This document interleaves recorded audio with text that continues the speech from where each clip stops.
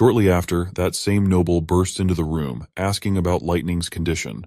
Prince reassures her, and as she breathes a sigh of relief, we catch a glimpse of Margaret's peachy ass. The prince apologizes for neglecting her earlier, explaining that Lightning was in critical condition. He explains that this is precisely why he told her to take off her divine stone of judgment.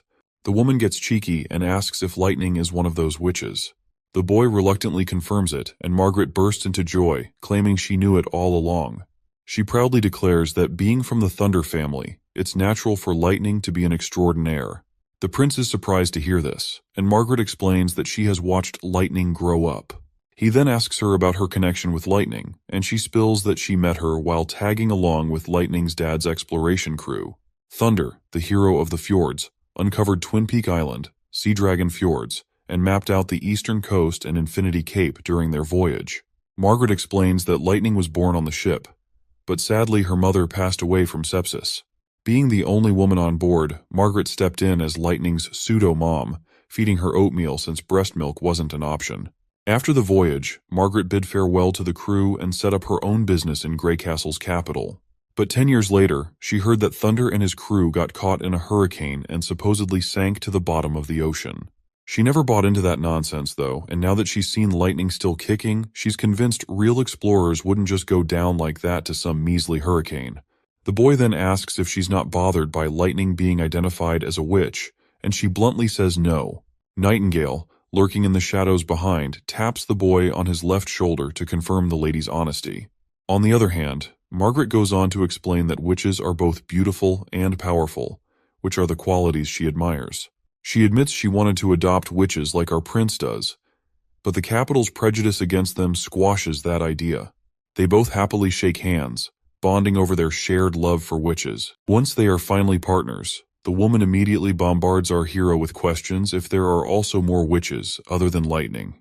She asks him how he met them, their abilities, and all that jazz. Looks like my guy's already feeling worn out just looking at her enthusiastic personality. He is not sure if he can keep up with her. Meanwhile, Theo and the other witch finally arrive at Border Town.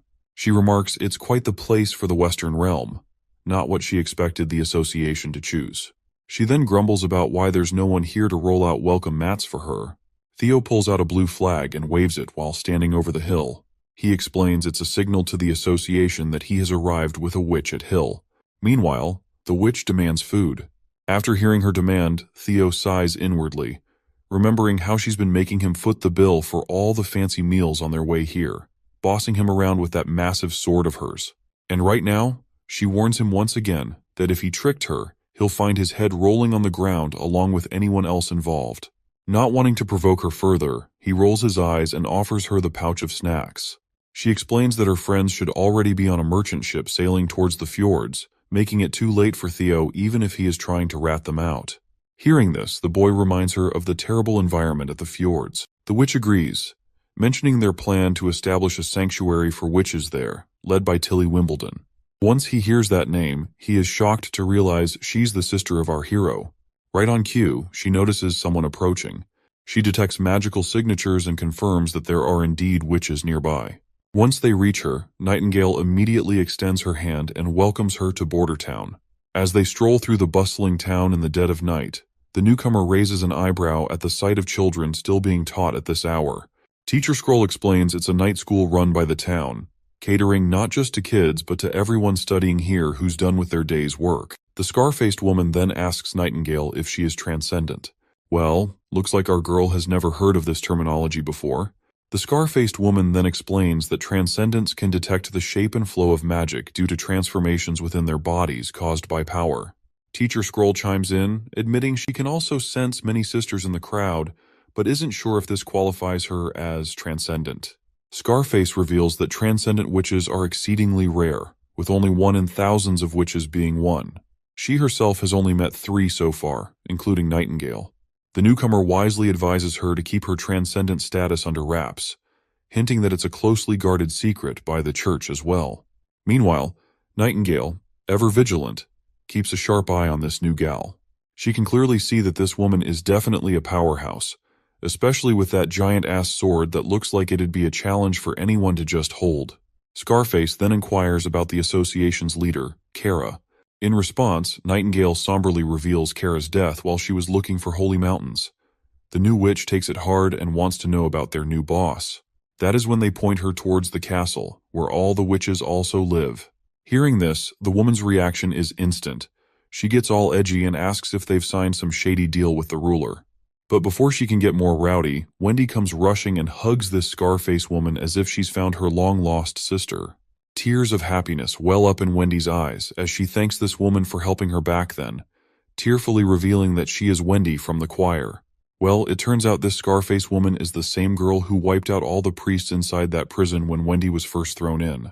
Shortly after, the two girls have some time alone and start catching up on the past. We also learn this woman is known as Ash. She reveals that once she escaped the cell, she went on to eliminate some of the management and even fought off the Judgment Army soldiers who tried to stop her until the Sacred Punishment Army finally arrived.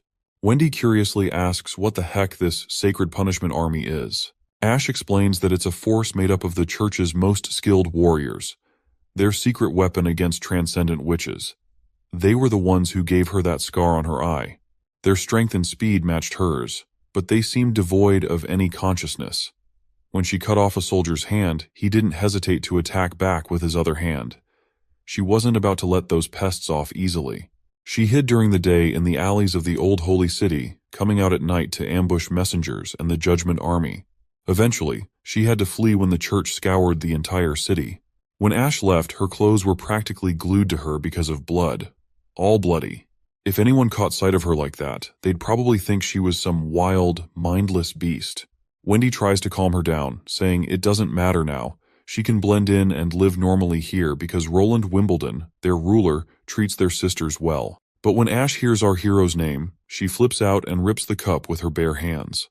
She demands to know if Wendy is working for Roland Wimbledon. In response, the girl reluctantly nods, and Ash grabs her hand, yanking her out, insisting they can't stick around.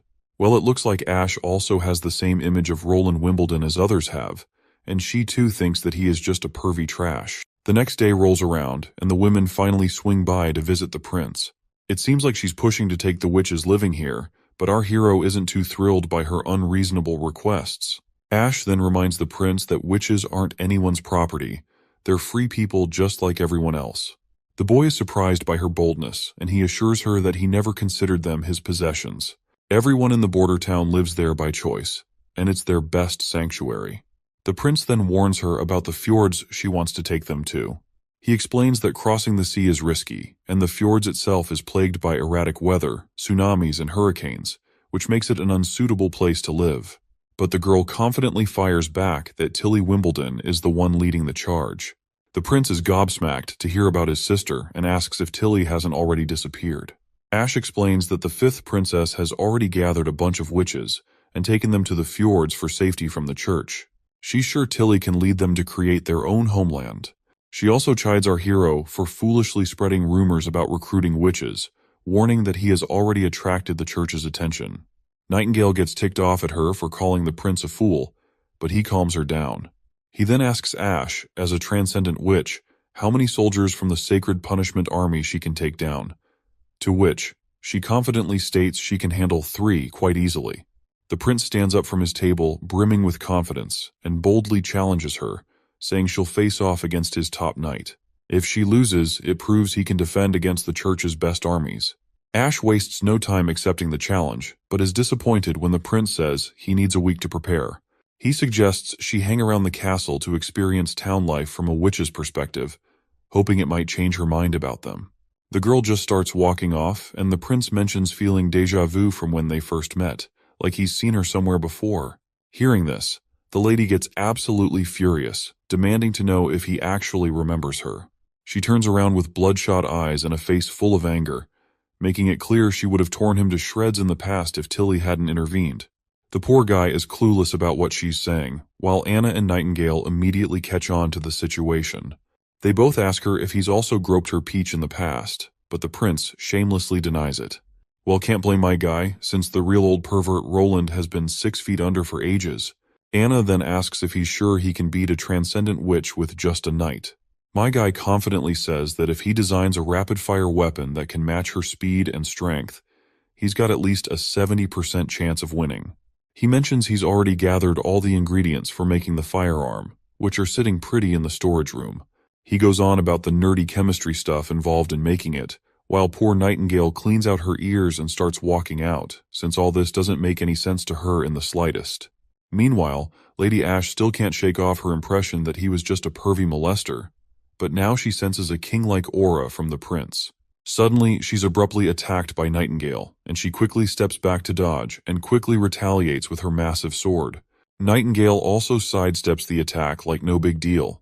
Ash asks if she's here on the prince's orders, but our girl denies it, claiming they do not pull a fast one on their guests, and she can enjoy herself in the town as much as she wants. However, Nightingale doesn't shy away while warning her that if she tries anything shady against Roland, she'll be in deep trouble. The scene then shifts to a ship peacefully sailing through the sea. On board is Professor Kyle Sichi, an alchemist known for his skills. He's heading towards the border town because Prince Roland's letter contained alchemy equations that are surprisingly genius level and valid. Kyle tested them himself and is eager to study them further to expand his knowledge. He writes a letter to his apprentice, Charles, explaining everything and letting him know he's left the Red Alchemy Laboratory in Redwater City to sail to the border town. As this man makes his way to the castle, we catch sight of our girls, with Sister Moon demonstrating her powers by spinning a small windmill.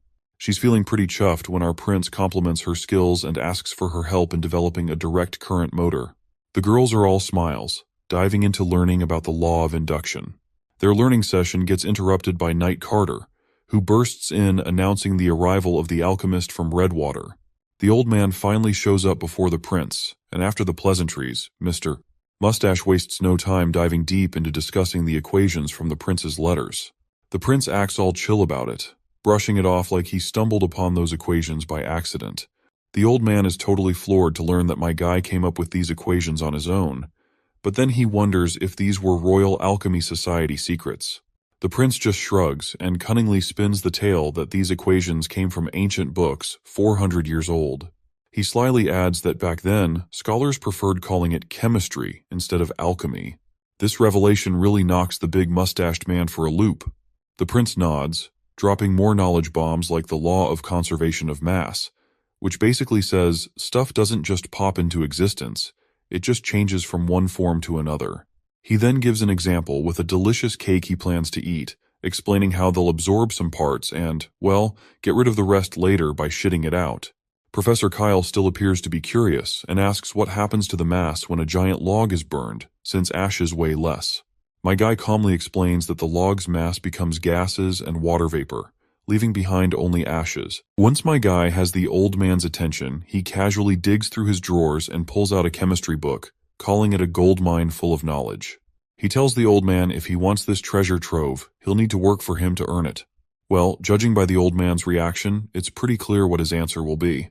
So the prince gets down to business and offers him a fat paycheck, just like the one he used to rake in at Redwater City, with a 5-year contract.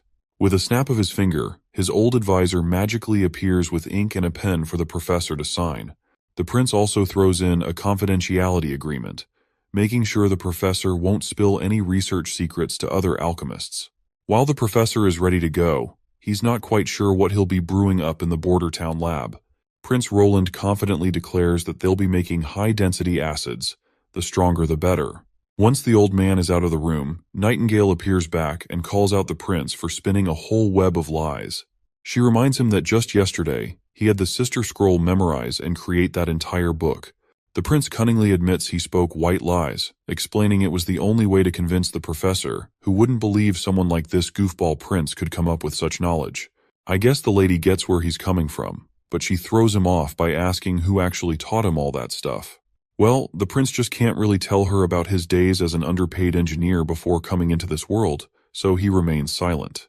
But thankfully, Nightingale cuts him some slack, letting him off the hook, saying he doesn't have to say anything if he doesn't want to, because she doesn't want to hear any tall tales. In the next scene, we're at the training grounds where the prince watches a demonstration of the new toy he recently had made. Knight Carter is wielding this new gadget, which seems to be a Russian roulette-style firearm. As Carter empties the chamber, cartridges clatter to the ground, and his confident trigger pulls turn into a comedic failure. Not a single shot hits the mark. The girl standing beside our prince grows concerned as he is visibly disappointed while poor Carter looks devastated as well. But Roland tells his friend to relax, explaining that pistols are notoriously inaccurate compared to muskets. He promises Carter they'll tweak the gunpowder mix to max out this bad boy's potential.